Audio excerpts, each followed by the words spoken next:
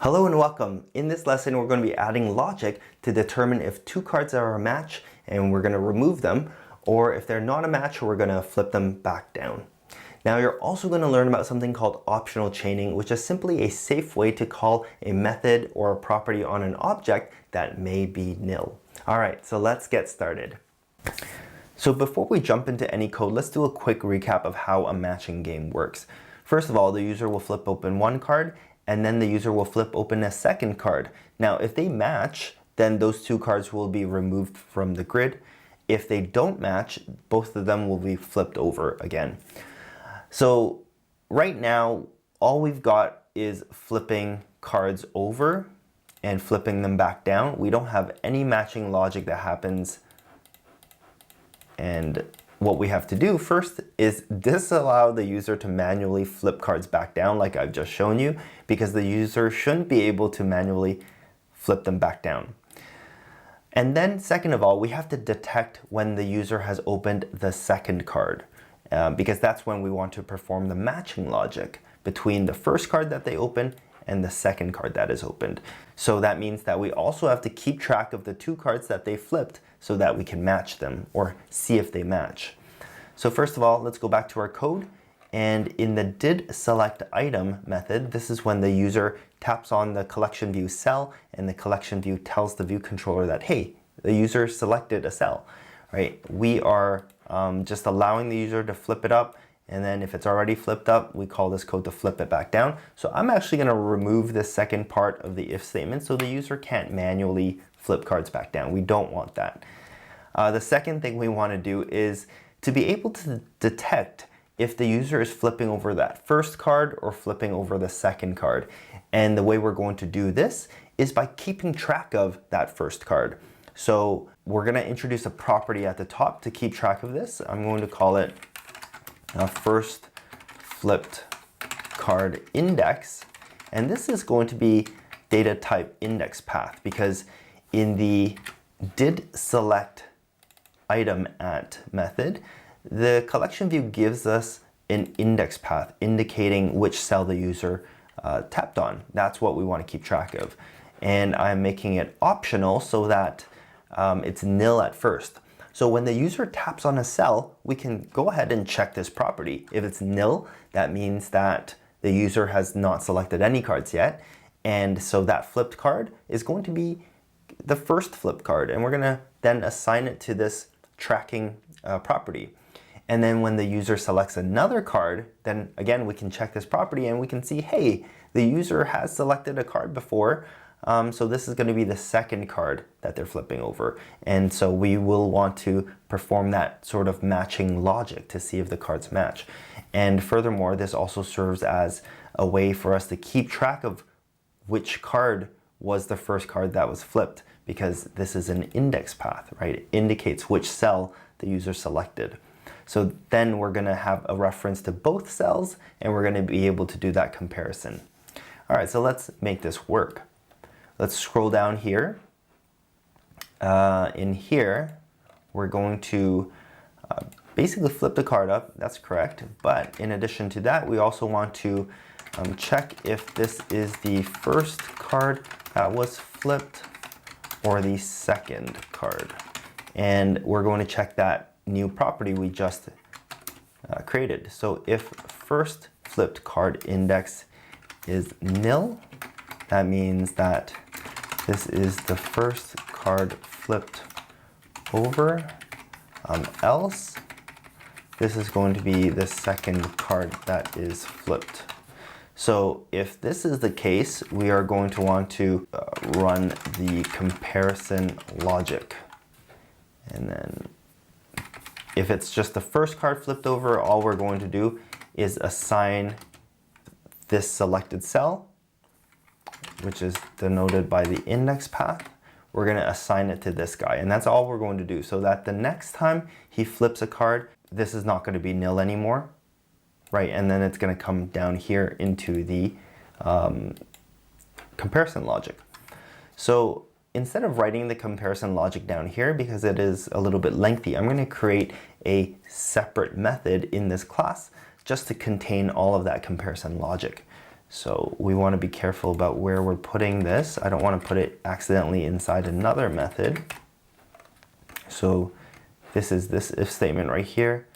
This is this if statement, and this bracket is for this function right here. And actually, I don't, this section that we created here is for collection view delegate methods. So I'm actually going to start a new section just to keep things separate. And I'll call this the game logic methods. And then I'll create here called check for match. Right, and we're going to want to pass in the index path of this second selected card, right, and then compare it to the first flipped card index. Right, so let's add a parameter. Let's call it second flipped card index, and this is going to be of type index path.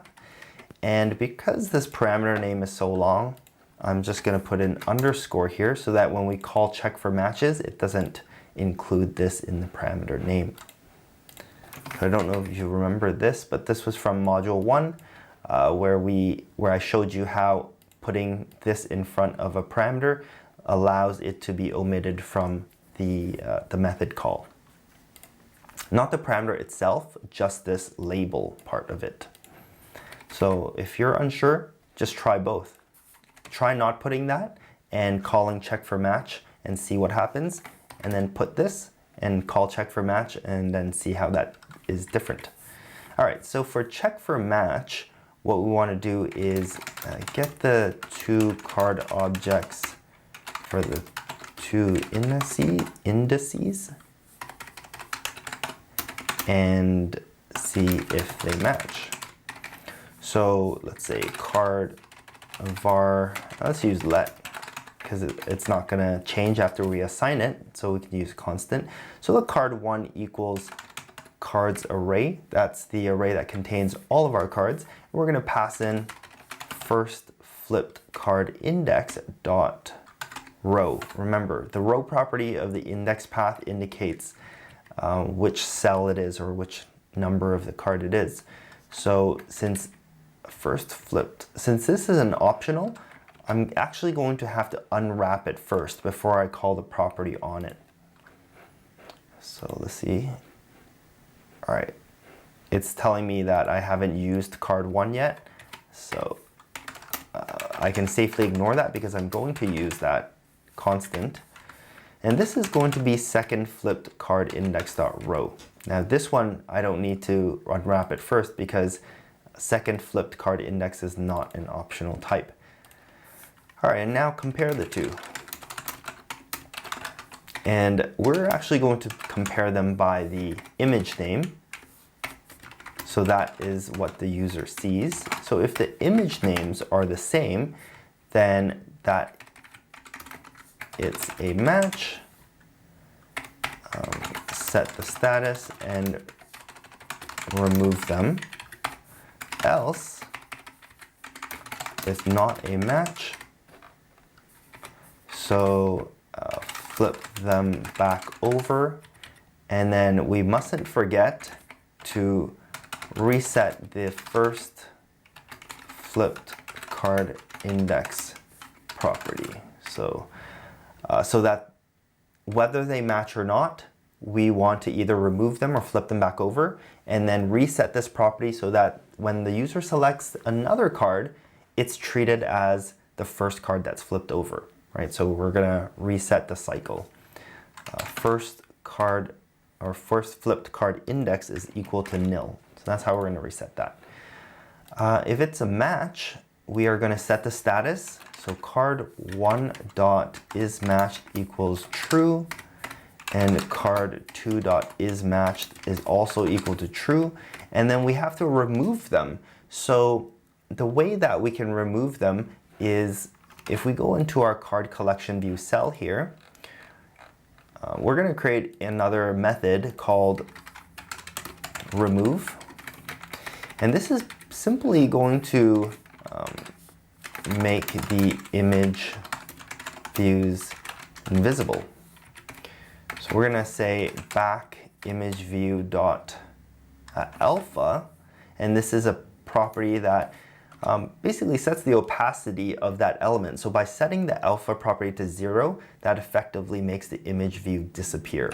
And we're going to do the same thing with the front image view, which is the card front, except that for this one, I actually want to animate and fade it away rather than just setting it to 0, because that's going to be very abrupt. And as soon as the user flips the second card and it does the matching, if it's a match, both those cards are just going to vanish really quickly without giving the user a chance to see that they actually matched. And so by using an animation, I'm going to be able to slow it down, add a delay even, so that the user, once they flipped over the two cards, can see whether they matched or not before anything happens, before we remove them.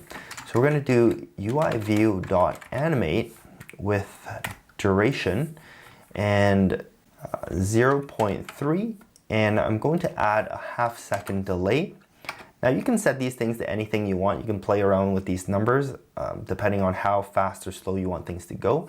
For the animation options, I'm going to use a curve ease out. Now you don't have to add any options, but adding a curve ease out, this is so that it slows down as it gets to the end of the animation. So it speeds up in the beginning. In our case, we're going to do a fading away animation. So it's going to fade out faster in the beginning and then slow down as it gets to near the end of the animation. So for the actual animation's closure, I'm just going to press enter, and it's going to allow me to add some code for what I want to animate here. In this case, I want to set the front image view .alpha to 0. And basically how the animation works is it takes whatever the value is outside of the block, this animation block, and it animates that value to whatever value you set inside of this animation block, inside these two brackets. So by specifying alpha equals 0, it's going to animate the alpha property of the front image view from the current value, which is 1, which is full opacity, it's fully in view. It's going to animate that from 1 to 0, which means fading it from like full opacity to 0 opacity. And because I'm referencing these properties and these elements from inside this closure here, this block of code, we just have to be a little bit more specific about which one we're referencing. So it tells you right here, you're going to have to use the word self and be more explicit. So we're going to add the self keyword there, and this will denote that we are referencing this object's or this cell's front image view. So for the completion parameter here, this allows you to specify a block of code to run once the animation is complete. We're going to put nil here because we don't need to indicate, or we don't need to run any code, and this should be it in terms of the remove method. Now we can go back here in our game logic methods, and if it's a match, we can also call the remove method on them. So card1.remove and card2.remove. Oh, sorry, this is incorrect because the remove method is on the cell, not the card object. So card1 and card2 are card objects. They only have these properties here. We actually have to get the two cells that the user flipped over. So let me just remove these two lines. Let me just put this here. Get the two collection view cells that represent card 1 and 2. So let's do card 1 cell is equal to, we can get the cell with the index path using the method cell for item at, and we're going to pass in the first flipped card index. I'm going to have to unwrap that optional to actually get the object. Card2 cell equals collection view dot cell for item at, and this time I'm going to pass in the second flipped card index, and that's going to give us the two cells. But remember, cell for item, this one returns, as you can see here in the quick help, returns a UI collection view cell, just like your basic cell. But we know for a fact that the cells that we're using in our collection view are card collection view cells. That's our custom subclass. So I'm going to go ahead and cast them as a card collection view cell, and I am going to use the question mark cast. So if it turns out that we're wrong and for some reason those cells aren't actually card collection view cells, then nil is going to be passed into card 1 cell and card 2 cell. So down here now I can call remove on the cells. So card 1 cell dot remove, and notice that we're using optional chaining here. Xcode automatically inserts that question mark, which means that if it turns out that card 1 cell is nil, then it's not going to call that method and it's not going to crash our app. So that's what we're going to do if it's a match. If it's not a match, then we're just going to flip them back over. And the way we can do that is we already have a method for that. Flip down, flip down, that's it. The only problem might be that flip down might happen really quickly because we haven't added a delay to that. So we'll address that in a second, but that's just a nice to have. First, I want to test if this works. So going back here to the did select item at, when the user taps on the cell, right? If it's the second card that is flipped, then we're going to run our comparison logic. So we can just run the method we just wrote, check for match, and we're going to pass in the index path that the user selected as the second card. Right. So I think that should be it. So let's run this and just see if it works. So there's the first card, and notice that when I tap on that card again, I can't flip that back over because remember, we removed that code. And I'm going to flip a second card, and you can see that they flipped over instantly because probably they didn't match. Yeah, so that's a purple person, right? So that's a keyboard, so it doesn't match. That's a target. What was this? This is a keyboard. So actually this card and this card should match, right? So let's see if they get removed. So I'm going to tap on this one, tap on this one. You can see that they fade out nicely and they get removed. So we probably have to address this. The fact that we have no delay on the flip down. So why don't we go back to the card collection view cell here, and for flip down, we're actually going to delay this flip down animation. The problem is that this transition doesn't have a delay parameter like this UIView.animate method does, so we can very easily delay it. But we can delay it using another technique here. So there's something called a dispatch queue, and this manages the execution of tasks, as you can see here. So it's going to allow us to schedule this block of code to run after a certain delay or at a certain deadline.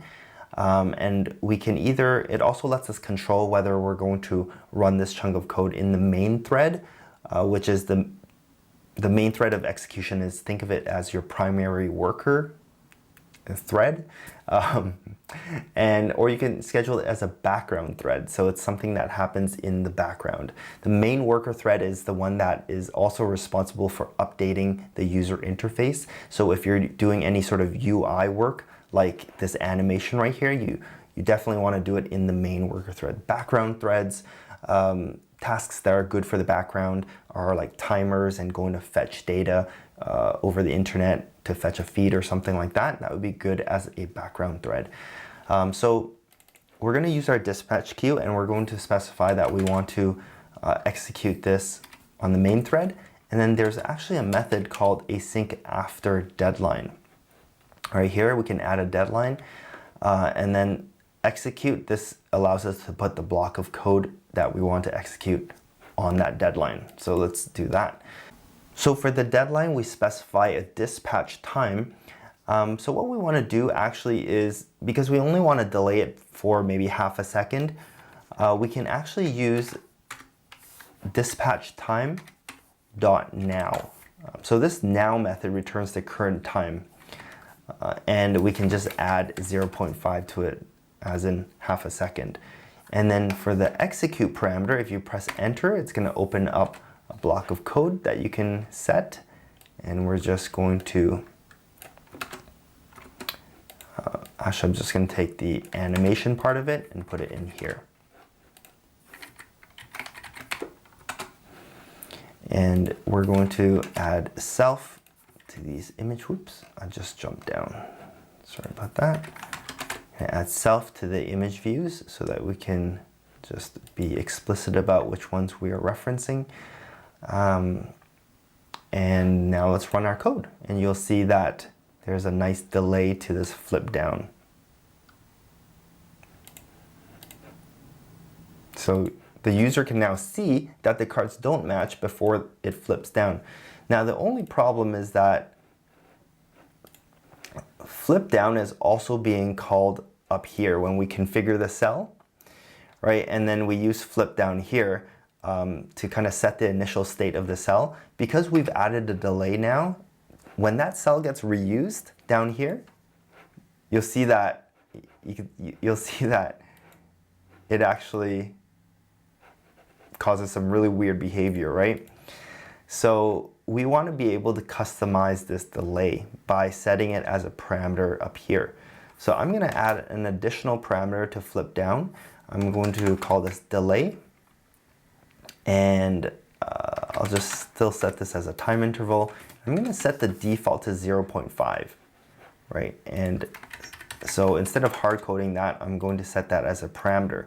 So if that parameter is not specified, it's going to be 0.5. If it is specified, I can choose to do a 0 delay instead, because I want it to initially be, I don't want to see that flip down animation. So now I won't get that weird behavior. You can see that it's flipped down, right? So that's going to solve that problem. Now lastly, there's one more thing that we need to think about, and that's inside the view controller in the didSelectItemAt method. This is when the user taps on a cell.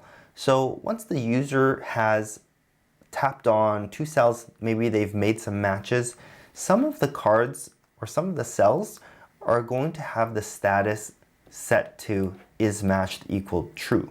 And that means that that cell has already been matched. The front and back image views are invisible. We shouldn't let the user interact with that cell anymore. So in the didSelectItemAt method, when the user taps on a cell, if that cell has already been matched, I want to just exit the method. I don't want to run any more code. So I can actually just add an end condition here. So I'm also going to say if the cell.card isMatched is false, meaning that it hasn't been matched yet, only then do I want to run any more code down here, right? So that's going to make it a little more secure so that users can't play with cards that already have been matched. So if it's not flipped and it's not matched. Oh, and I just thought of something else. In the card collection view cell, in the configure cell method, now that we're playing around with the opacity of the cards, because when we remove them, right, we're actually setting the back image view and the front image view to 0, we actually have to reset that. We have to make sure that when this configure cell is called and we're passing in a card, that those image views are visible. So we just want to make sure of that here. So this little chunk of code configures this cell based on whether it's flipped or not. I'm just going to add another chunk of code here that configures it just based on this property. If it's matched, then the back image view alpha should be 0, and the front image view alpha should also be 0. And then we can call the return keyword right here, which will just exit that method altogether, because if it's already matched, I don't need to execute any more code. That cell is pretty much a dead cell.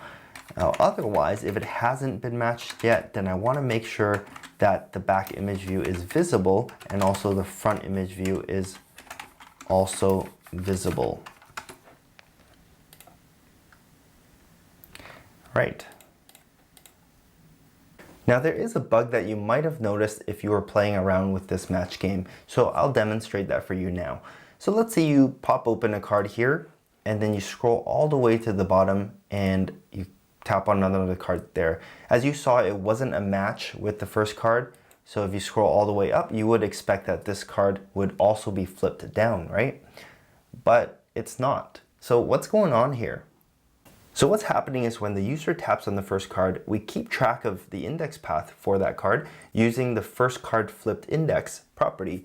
And this is something that we declared at the top of the 𝗩𝗁controller class. It basically keeps track of the first card that we flipped. Now, when the user scrolls all the way to the bottom of the collection view and they flip over a second card, there may be a possibility that the collection view recycled that cell for the first flipped over card, and it basically took it and used it for another cell that we're looking at now at the bottom of the collection view. So when the user flips over that second card and we determine that it wasn't a match, we proceed to call the flip down method on both the flipped over cells.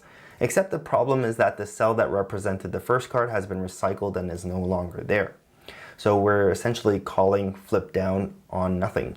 Well, you might ask, why doesn't our app crash then?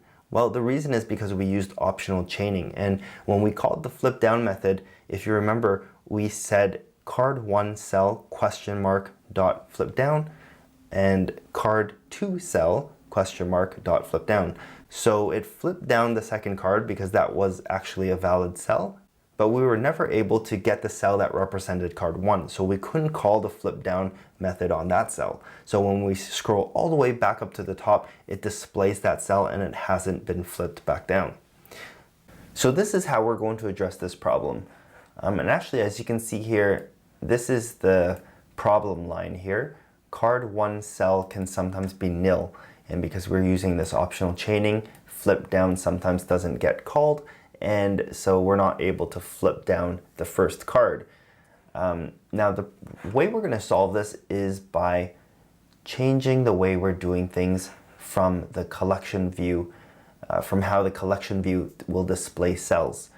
So it has this method right here, as you know, cell for item at, which is the collection view asking the view controller what sort of cell should it use to display that index path. Now there is actually another method that we can use in addition to this called cell will display, and sometimes it's a little hard to see because it's concatenated, but if you read down here, it says tells the delegate that a specified cell is about to be displayed in the collection view. So this method is basically the collection view notifying the delegate, which is our view controller, that it is about to display a certain cell specified by this index path. So this gives us an opportunity to just double check that before that cell gets displayed, that it's configured properly based on whether it's matched or not and whether it's flipped or not, right? So the way, what we're going to do here is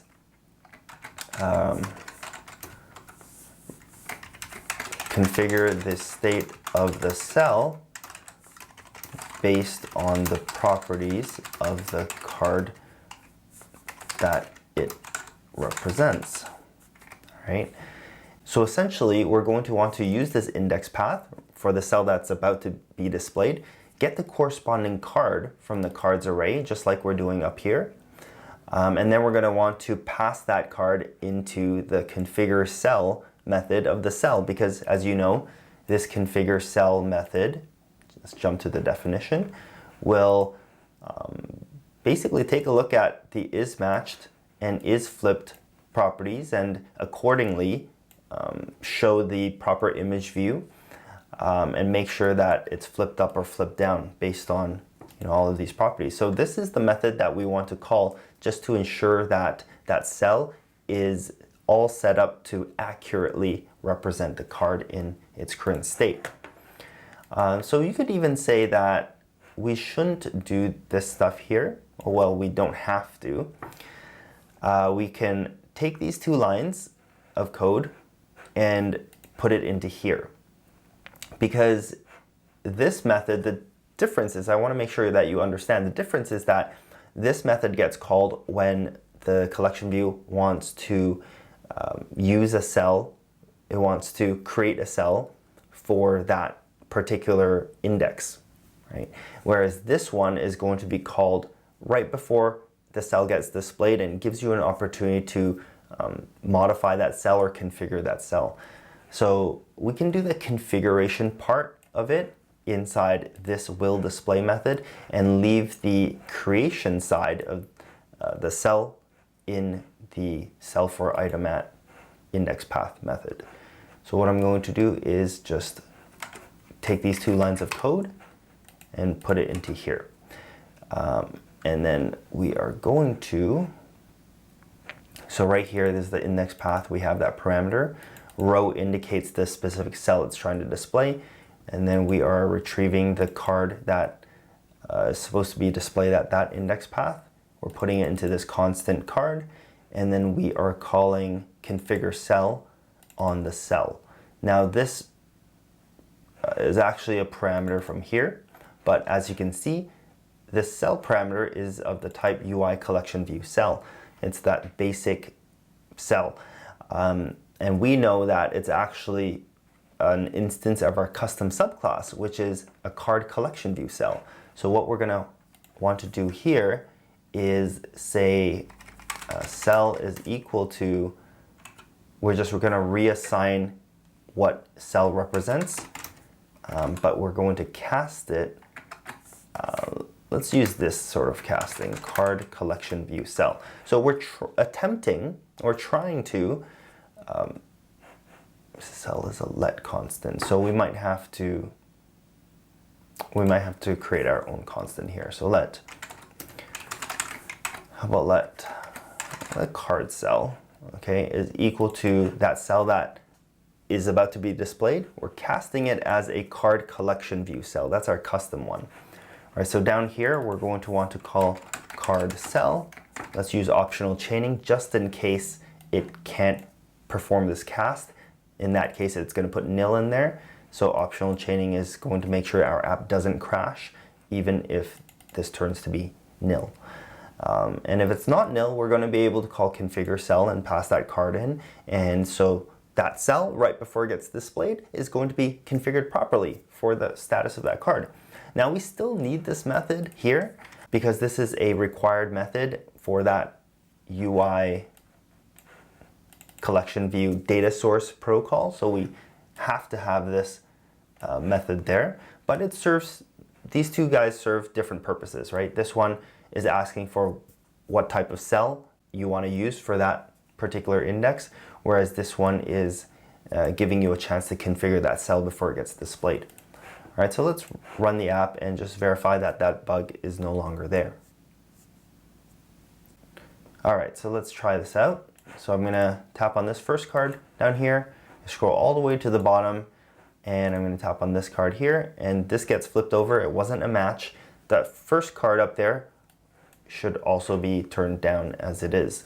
Now the reason is because right before that cell is displayed, right, this is getting called and it is reconfiguring that cell to make sure that it's flipped down, because the status of the card is that it should be flipped down. It's just that we weren't able to call, the flip down method on that cell because we didn't have a reference to that first card cell. But however, we have set the status of the actual card objects, the isFlip property, we've set it to false. And so this is what is going to dictate that that cell should be face down. This is just an animation that didn't get run. So yeah, that's gonna do it. You can try it on the reverse too, right? You can flip this, scroll up here, flip that, not a match, scroll back down. Awesome. It's looking pretty good, isn't it? In this lesson, you got more practice with writing functions, if statements, and a lot more. And you also learned about delaying the execution of code. Now, one thing I want to mention is that if you're serious about learning this skill, you should be building this app alongside me on your own computer if possible. Because don't worry if you're making typos or if you can't remember the syntax or keywords, and if you keep having to go back to the video, that is completely natural. Over time, as you type this stuff out more, you're just going to naturally remember the syntax and keywords. I must have typed out thousands of if statements myself, and it's really just the best way to learn. All right, we're nearing the home stretch. I'll see you in the next lesson.